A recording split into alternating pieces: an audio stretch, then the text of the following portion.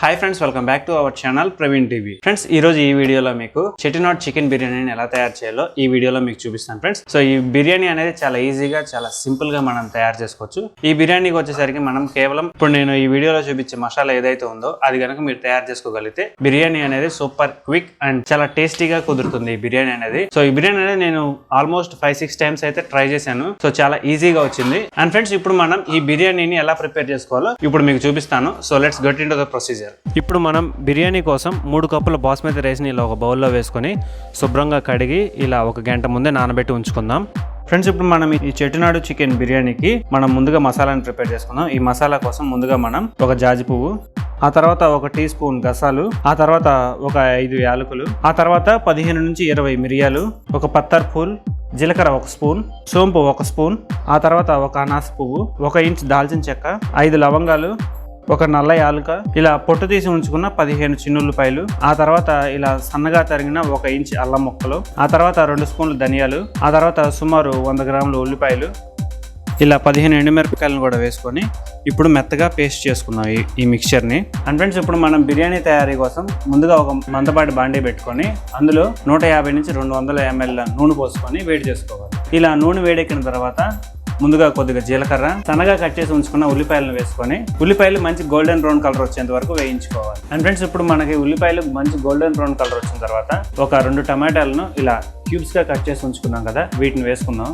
ఇలా టమాటాలను వేసుకున్న తర్వాత 1 కప్పు పుదీనా, ఆ తర్వాత 1 కప్పు కొత్తిమీరను కూడా వేసుకొని స్టవ్ ని మీడియం ఫ్లేమ్ లో పెట్టుకొని టమాటాలు, కొత్తిమీర, పుదీనాకు బాగా మగ్గనివ్వాలి.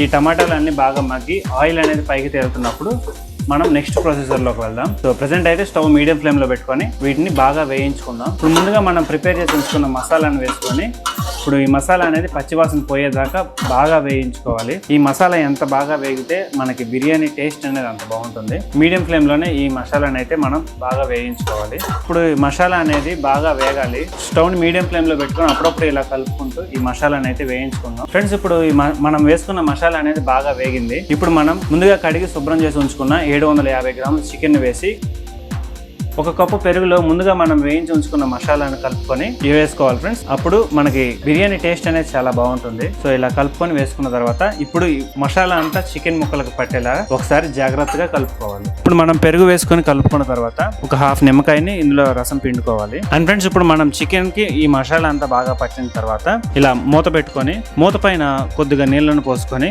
హై ఫ్లేమ్ మీద 15 నిమిషాల పాటు ఈ చికెన్ ని 50 to 60% ఉడికించుకోవాలి. ఇప్పుడు చికెన్ అనేది 60 to 70% ఉడికిపోయింది. ఇప్పుడు మనం ఎసురు పోసుకుందాం. సో ఇప్పుడు ఎసురు కోసం ఇక్కడ నేను 3 కప్పుల బాస్మతి రైస్ కి 5 కప్పులు నీళ్లు పోసుకుంటున్నాను. ఇప్పుడు మనం ఎసురు పోసుకున్న తర్వాత రుచికి సరిపడా ఉప్పును వేసి అంతా ఒకసారి కలుపుకొని ఇప్పుడు ఎసురు అనేది బాగా మరగనిద్దాం. ఈ లోపు మనం ముందుగా నానబెట్టి ఉంచుకున్న బిర్యానీ రైస్ లో నుంచి వాటర్ అయితే కంప్లీట్ గా డ్రైన్ చేసి అప్పుడు మనం ఇందులో వేసుకుందాం. ఇప్పుడు ఎసురు ఇలా తెల్లగాగుతున్నప్పుడు 4 పచ్చిమిరపకాయ చీలికలను వేసుకుందాం. ఇలా ముందుగా మనం నానబెట్టి ఉంచుకున్న బాస్మతి రైస్ ని ఇప్పుడు వేసుకుందాం.